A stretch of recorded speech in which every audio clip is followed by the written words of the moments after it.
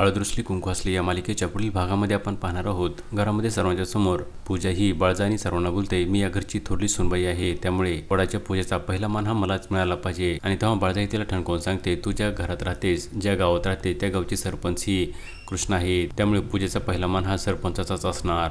त्यानंतर आपण पाहतो समर हा पूजाला बोलतो, पूजा तू काही चिंता करू नको, वडाची पूजा तर कृष्णा करेल, परंतु ती वडाला 7 फेरे पूर्ण करणार नाही. हे माझ्याकडून तुला वड सावित्री पौर्णिमेचे गिफ्ट आहे.